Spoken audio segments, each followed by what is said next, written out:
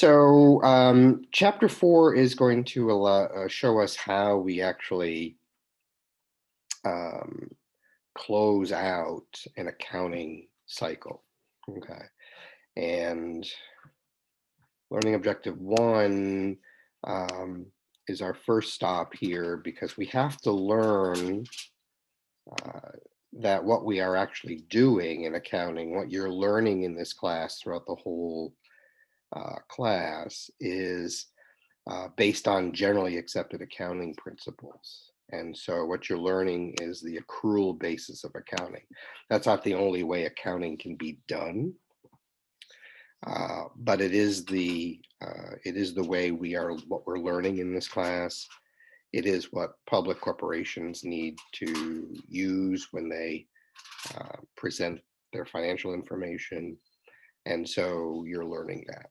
But just to know, you're going to be introduced to another way of doing accounting called the cash basis.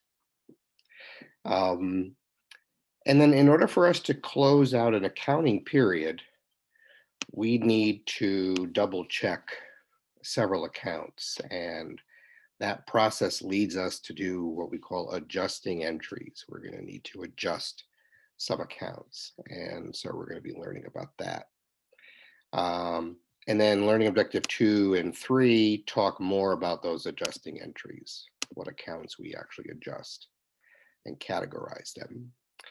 And then it all comes crashing down next week when we are actually going to be doing our financial statements and closing the books, okay, on a year. Okay, so let's start where we need to here. Learning objective 1 actually doesn't really have any accounting in it. What it goes over are the rules and the reasons why what we have to know in order to understand the process that we're going through. Okay, so you probably were way back in chapter 2 when we were introduced to GAAP, generally accepted accounting principles. You were introduced briefly to the periodicity assumption. And the periodicity assumption holds true for all businesses, where they actually have to divide their economic life into time periods. The shortest time period that we look at is 1 month. Okay, and the longest time period we look at is 1 year. Okay, of course, a 3-month period of time, 3 consecutive months in a row, is what a quarter is. Okay. What do we look at on a monthly basis? Well, what we look at is the income statement. We look at the income statement.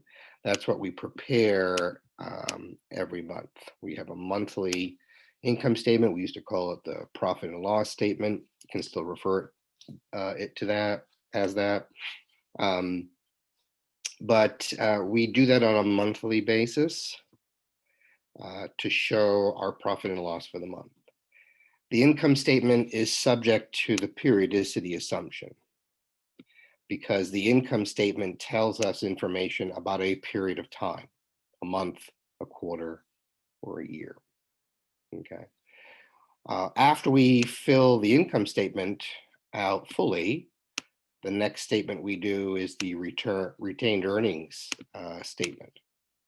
The retained earnings statement is for the exact same period of time as the income statement, for the month of, for the quarter of, for the year ending, right? And thus it's also subject to the periodicity assumption, because it's broken into an artificial time period. What's not included in this, and what doesn't fall under the periodicity assumption, is the balance sheet. Because as you remember way back from chapter 1, and certainly as we got more detailed in chapter 2, a balance sheet doesn't tell us the assets, liabilities, and stockholders' equity for a period of time. It only tells us that for the day. Okay. When you look at a balance sheet, it only has a date on it, the date it was done. So we don't have to divide that statement into periods of time. It's only subject to the day. And so it falls out of this assumption. But the artificial time periods that we use, month, quarter, year, is exactly how we report the income statement. And of course, follows that we report the retained earnings statement that way. So let me focus here on the income statement because it's very, very important. The two major accounts that are on the income statement are going to be the focus of this, the first part of the first three objectives of this chapter. Revenues are the very first thing that go on an income statement. We all know that, right? The revenue is the amount of goods or services we sold to customers at various prices, and that's our revenue. Revenue has to, what we have to do is make sure that if we earned any money in January, that it shows up as revenue on the income statement in January. The same is true for expenses. The other thing that goes on the income statement outside of revenue are the expenses. Those are the only two types of accounts you'll find on an income statement. So very much like the revenue, if we had an expense that happened in January, it's got to be on the record in January. Okay, the income statement has to show exactly all the revenues that happened in that month or in that quarter or in that year, and all the expenses that match that in the same period of time. So again, the shortest period of time is a month.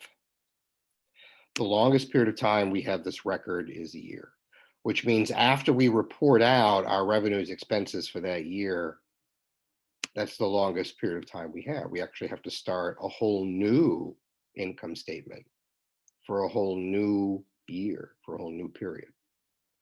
The word year is loosely translated in accounting, meaning one of two things.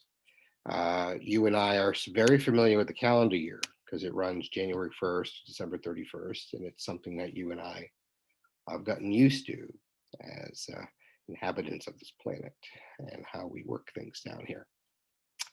However, it's not the only year that can be used in accounting. Because for some businesses, it doesn't make any sense to use a calendar year. Again, a calendar year is January the 1st, right?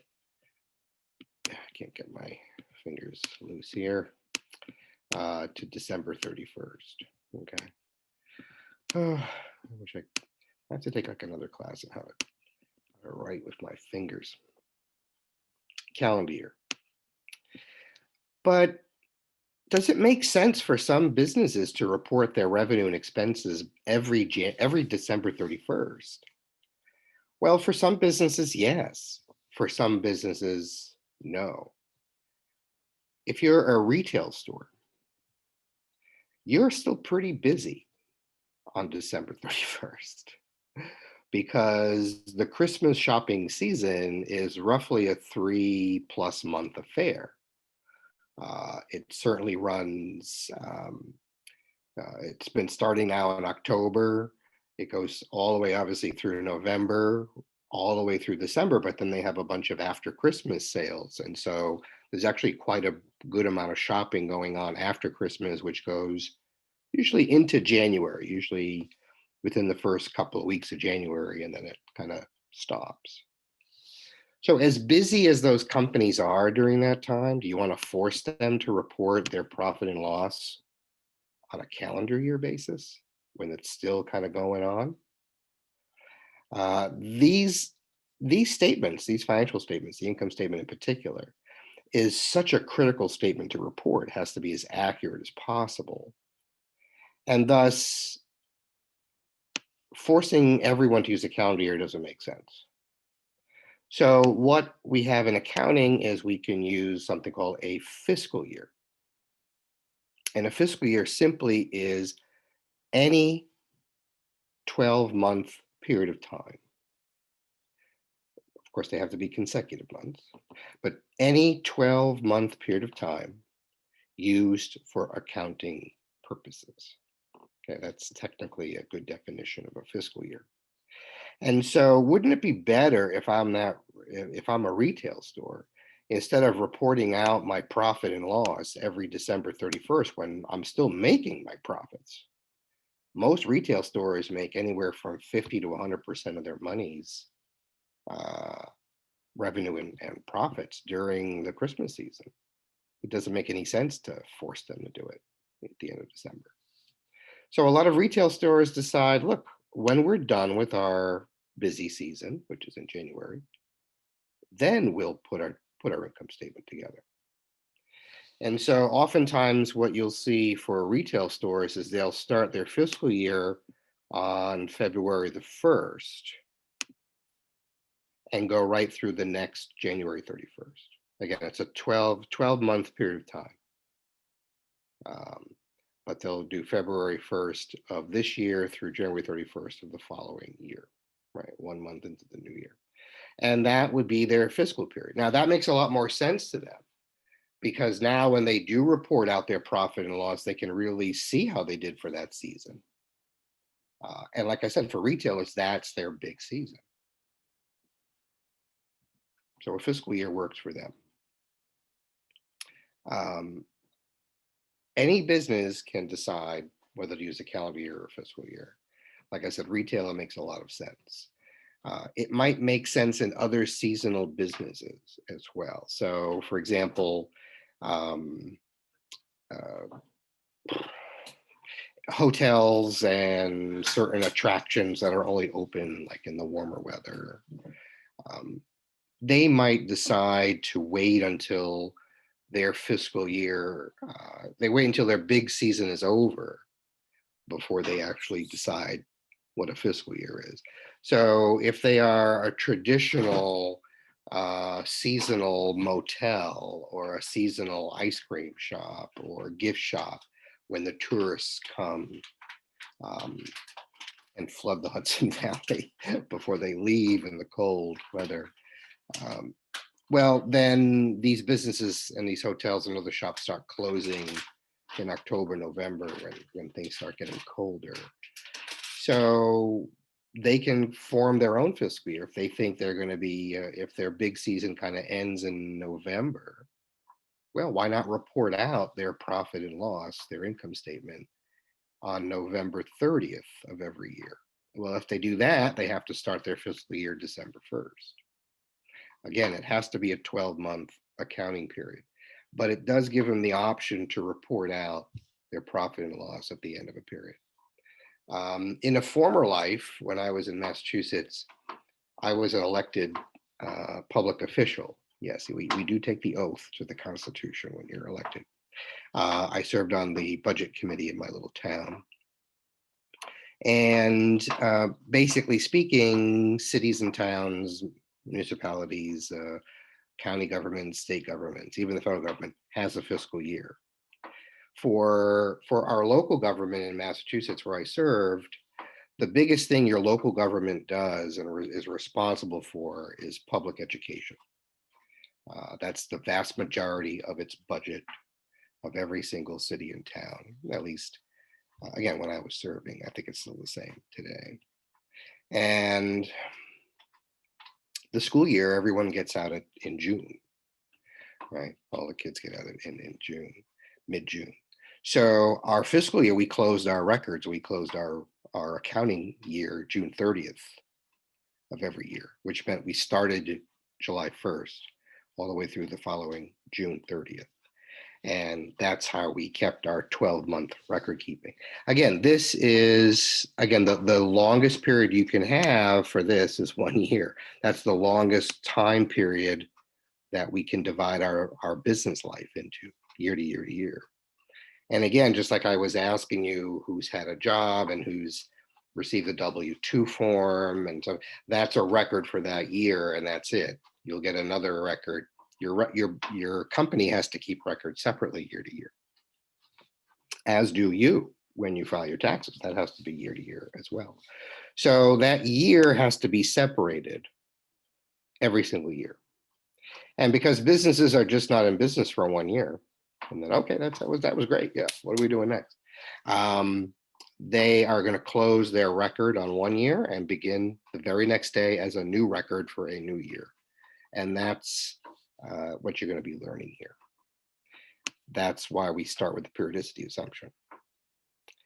And then, of course, now you know that they can use either a calendar year or a fiscal year, okay, depending on the type of business it is. Their choice. Okay.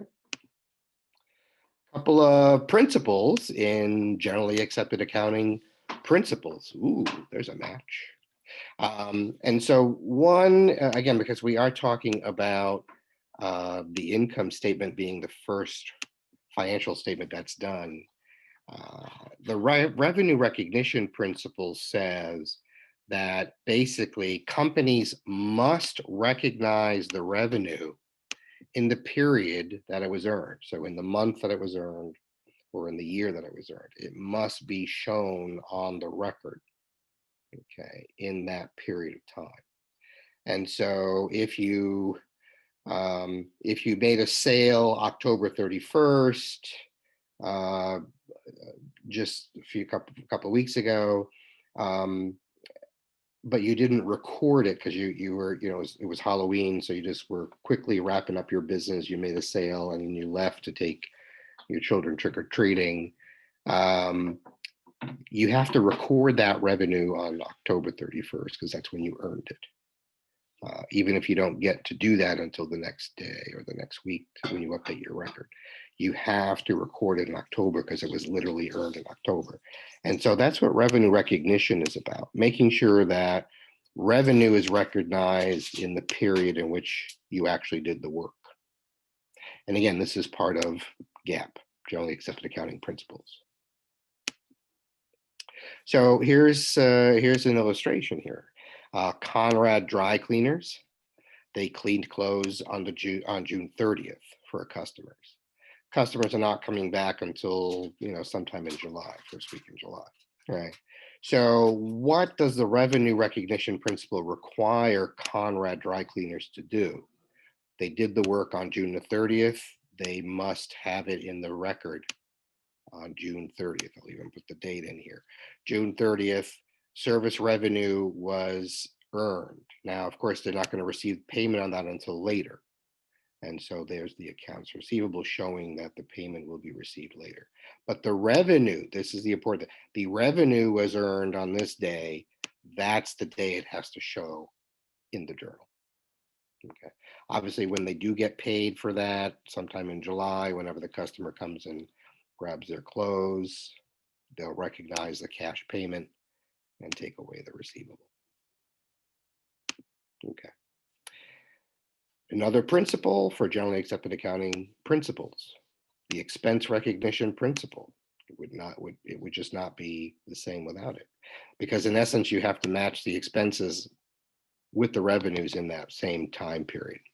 Okay. And so this is just, it makes sense. If an expense occurred in October, it needs to be shown in the October record that was a expense for, fill in the blank, insurance, supplies, rent, what have you, fill the blank in. But it has to be recognized in the period that it actually covered. Okay. So look what you've learned already. This is a review of some of the GAAP principles that you learned from chapter 2. Again, periodicity assumption, extremely important. It's that artificial time period thing that's critical. All businesses need to separate themselves in time periods. They use months, month to month, they use a quarter, but the longest period of time is a year. So all of those records have to be accurate. If something happened in January, it's part of that January record. If it happened in 2017, it's part of that 2017 record if it's a year. Okay, so that's how it all starts. You learned about the revenue recognition and expense recognition principles, very important principles in accounting. And these are all part of GAAP. Okay, now this is what's required of public corporations. So what's required of public, they must follow the rules of GAAP. This is not required for, a small business, sole proprietorship partnership that's are not a public corporation. They don't have to follow this. They can if they want to, but they don't have to. What we are learning is what's called accrual-based accounting. Okay. And accrual-based accounting is in contrast with the other way we can do accounting, which is called the cash basis. And they work very differently. Okay. In the cash basis, we don't recognize revenue or expenses until the cash is received for revenue, or the cash is paid for expenses, regardless when it was paid, regardless when it was received. That's when people using a cash basis will put that in their record book. And that's how most small businesses run. Most small businesses run on the cash basis. However, as businesses grow, get more formal, and particularly for corporations, they need to use the accrual basis for accounting. So that's why they recognize revenue in the period, even though cash might not have been received yet. Guess what? They do the same thing for expenses. Expenses are recognized in that same period, even if they haven't paid them yet. Okay. So this is what you're learning, different than the cash basis. And why are you not learning the cash basis? Well, because you're not learning GAAP. And the cash basis is actually quite easy to learn because you're simply following the cash. And again, the cash basis simply looks at revenues and expenses only when the cash is received and only when the cash is paid. And that means that they don't always line up with the months that they happened in, or even the years that they happened in. And according to GAAP, that's a no-no. That's a no-no. Okay. But again, it's not illegal to use that. It's just corporations, specifically public corporations, cannot use that. They must use the accrual basis. So that's what you're learning.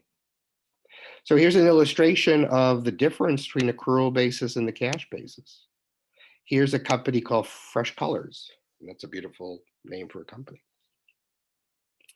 They paint a building. So obviously that's what they do. They paint a building. They painted in 2016. Okay. In 2016, looks like they have a bunch of expenses, salaries and paint, $50,000. And it bills the customer $80,000 for the job of painting their building. But they don't get that $80,000 until 2017. So maybe they painted it late in the year. Well, in the accrual basis, we have to recognize everything that happened in 2016. The revenue was earned in 2016 because you did the paint job in 2016. The expenses happened in 2016 as well because that's it. So they would have, under the accrual basis, we would have had net income of $30,000 for 2016. There would be no effect on the record in 2017 from what just happened here. But for a very small business using the cash basis, their cash record would show the expense clearly would show first. And that means they would subtract the expenses out against no revenue in 2016. And then when the revenue came in 2017, it would not be backed by these expenses. It would be just because they got the cash. And so that's when they recognize the revenue, when they get the cash. So, so again, it's not a bad way of doing accounting. It's just not following the rules of GAAP. And those are the most important things, particularly for those of you who might want to continue your studies in accounting. You're going to learn the accrual basis. You're going to learn how GAAP works, how the rules are. You can always do the cash basis because it's so much easier. The accrual basis is a little bit more complex. And so if you can learn that one, you can learn the other one, no problem. But if I'm only teaching the cash basis, the accrual basis makes no sense. And so it's better to do the opposite, which is why this is how we do it. Okay, so we're at the end of the month or at the end of the year. And we want to make sure that our records are perfect. And again, that very first statement that we do is the income statement. Right. And that means that when we start doing our financial statements to report, we have to report all our revenues, we have to report all our expenses. Well, how can we be sure that all the revenue and expenses are there? Well, we go through a process of double checking. We double check certain accounts. And if we failed to do something, we adjust them. So you're going to be learning about these adjusting entries. There's 7 of them that the book covers with you in specific. And that's all you're going to be responsible for from this particular book. There are many more than 7, but these are a good 7 to know. Again, the purpose of adjusting entries is to double check so we can ensure that revenue recognition and expense recognition principles were followed. Those are the rules. Those are the practices. That's what we have to follow. These adjusting entries are required every time a corporation prepares financial statements. And again, what's that first financial statement that everyone prepares? The income statement. So, and think about it. If your income statement is wrong, because you don't have all the revenue there, you don't have all the expenses there, your profit is going to be wrong. It's not going to be the right number. And where does that profit go? It goes to the retained earnings statement. So that's not going to be the right number. And where does that end up going? That's going to go to the balance sheet. So that's not going to be the right number. So it ends up flowing through and affecting all the statements. So if you get that income statement right, make sure all the revenue is there and all the expenses are there, then you could be pretty darn sure that when it starts flowing, those numbers are solid. And that's the purpose of it. We want to make sure our information is reliable and accurate as possible. So when we are double checking the accounts, what's going to happen? Well, what's going to happen is we are going to check the about the balance, some balance sheet accounts that you'll see, and usually an adjusting entry is going to affect a balance sheet account and an income statement account. And that's just something you'll see every time we check something. You'll see a balance sheet account is affected and an income statement account is affected. Okay, and you'll see that happen time and time again here. Okay. So this is an overview of the types of adjustments that we do. Learning objective 2, which I will start with you later after a little bit of a break, talks about what we call deferred adjusting entries. And learning objective 3 dedicates itself to accruals or accrued adjusting entries.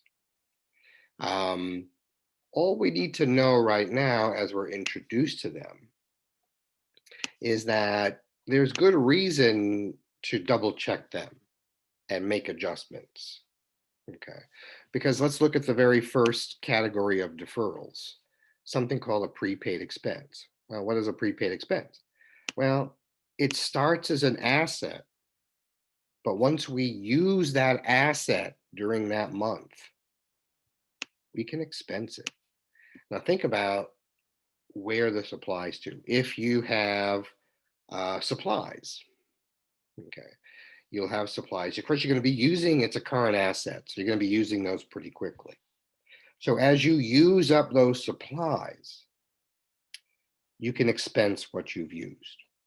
So that supplies starts as an asset, which means it's on the balance sheet. But after we use them, we have a supplies expense, and expenses are on the income statement.